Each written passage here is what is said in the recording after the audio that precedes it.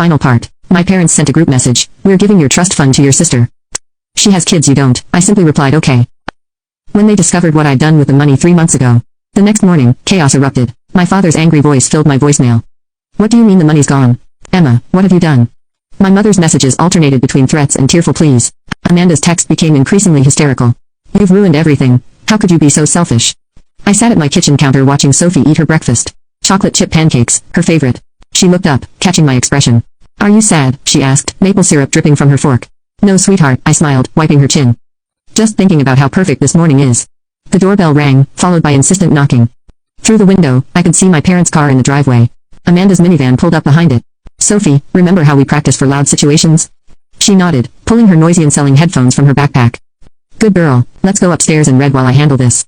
After settling Sophie in her reading nook, I opened the front door to face my family's fury. Amanda pushed past me, her face red with anger. How dare you steal my children's future? Interesting choice of words, I replied calmly.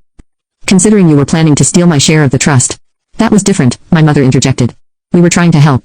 Help Pumong, Amanda's kids, or Amanda's lifestyle. I gestured to her designer purse, her fresh salon highlights. When was the last time you asked about my plans, my dreams? You never needed help, my father argued. You were always stable. Stable, I repeated. You mean boring, reliable, the perfect backdrop for Amanda's drama. Well, guess what? Gran saw this coming. She knew exactly who you all were. I pulled out an envelope, the letter my grandmother had left with Michael. Would you like to know what she really thought about your parenting style? My mother sank onto the couch, her fat cracking. What are you talking about, Grandman? Do you favor Amanda? She watched you do it for years. That's why she added the clause about immediate distribution, if anyone tried to change the terms. She wanted to protect me from exactly this situation. But where's the money now? Amanda demanded. You have to give it back. A small voice came from the stairs. Mama, my book fell. Sophie stood there, headphones around her neck, clutching her elephant. The room fell silent. My mother stared at Sophie, then at me. Mama, she whispered. Yes, I said, moving to pick up Sophie's book. Everyone, meet Sophie, my daughter. You spent the trust fund on her, Amanda sputtered. No, I smiled. I invested my portion in something much bigger. The Carter Children's Advocacy Center opens next month. A place where kids like Sophie can find support, legal help, and a chance at a better future. The trust fund wasn't just money. It was an opportunity to continue Grandma's legacy of protecting those who need it most. My father slumped in his chair. All this time, I was building something meaningful, I finished. While you were all focused on maintaining appearances, I was creating a real future. Not just for Sophie, but for hundreds of children who need help. But what about my kids? Amanda cried. Their tuition. Maybe it's time they went to public school, I suggested gently, like I did. Maybe it's time they learned the value of earning things, not just receiving them. Sophie tugged at my sleeve. Can we finish our pancakes now? Of course, sweetheart. I turned to my family.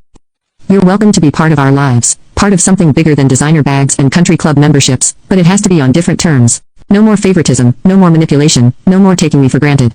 My mother looked at Sophie, then at me, seeing us, really seeing us perhaps for the first time. She has your eyes, she said softly. The same determination. She has Grandma's spirit, I corrected. And like Grandma, I won't let anyone take advantage of those I love. As my family filed out, subdued and thoughtful, I returned to the kitchen with Sophie. Are they mad? She asked, picking up her fork. They're learning, I replied, pouring more syrup on her pancakes. Sometimes people need to lose something to understand its value. That evening, as Sophie slept surrounded by her books and toys, I received one final text from my mother. Your grandmother would be proud. Maybe we could visit the advocacy center when it opens, I smiled, typing back. Sophie would like that, she loves story time. If you're interested in reading to the children there. Sometimes the best revenge isn't about getting even. It's about building something better from the ashes of others' mistakes. Sophie and I had created our own kind of family. And maybe, just maybe, we could help my parents and Amanda build something better too.